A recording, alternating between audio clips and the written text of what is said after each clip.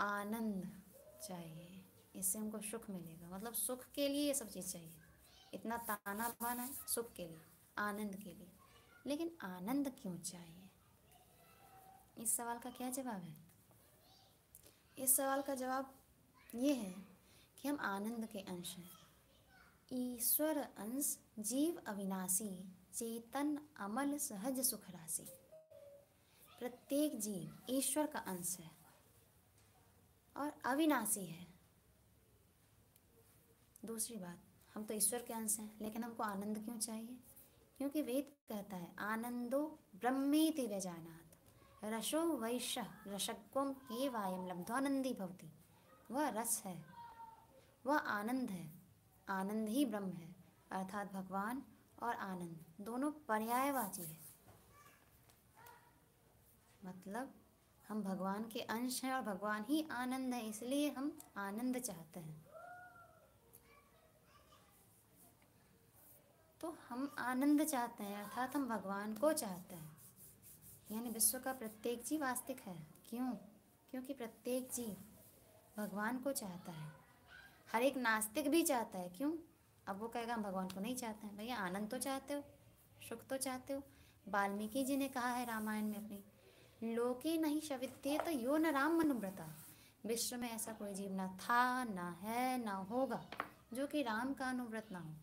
अनुव्रत मतलब क्या होता है? जो पक्का भक्त हो, कंप्लीट शरणागत हो। कंप्लीट सरेंडर क्या हो?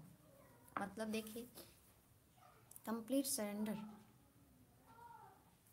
अब कहो हम भगवान को तो मानते नहीं, हम कंप्लीट सरेंडर कैसे हैं? भाई भगवान को नहीं मानते हो, लेकिन मानते किसको, चाहते किसको? सुख को, आनंद को, और निरंतर चाहते हो। जागते हो, सोते हो, हंसते हो या रोते हो। अब कहो हम रोते हैं तो आनंद कैसे चाहते हैं? अच्छा, आप क्यों रोते हो? क्या कोई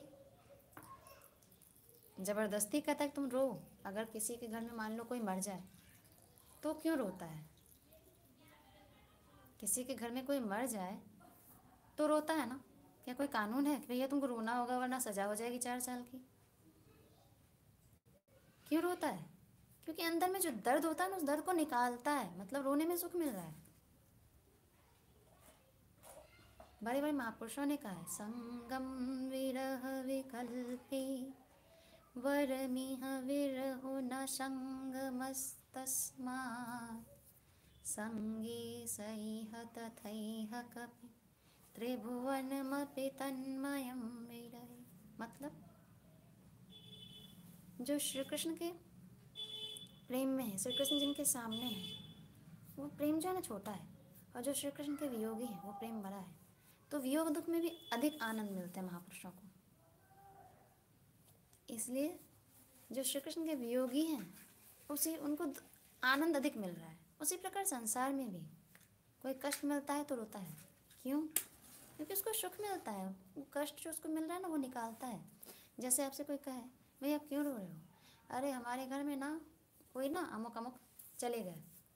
अच्छा, तो ठीक है, आप चले गए तो आप रो क्यों रहे हो? वो ऐसा है ना, वो चले गए तो रोएंगे, अंदर कष्ट हो रहा है तो आंसू बन के वो कष्ट बाहर निकल रहा है। अच्छा, और जब हम जा रहे थे ना शमशान, तो हमारे घर में भी आग लग गया।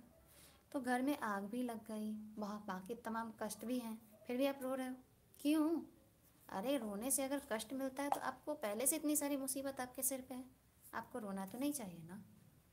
अरे रो तो इसीलिए रहे हैं ताकि ये सब कष्ट है ना आँखों से आंसू बनकर निकल जाए, ताकि हृदय में सुकून मिले। वरना मेरा हृदय फेल हो जाएगा, हार्ट फेल हो जाएगा। मतलब रोते भी क्यों हैं? आनंद के लिए। और हंसते क्यों हैं? आनंद के लिए, खुशी के लिए। बोल रहे हैं क्यों?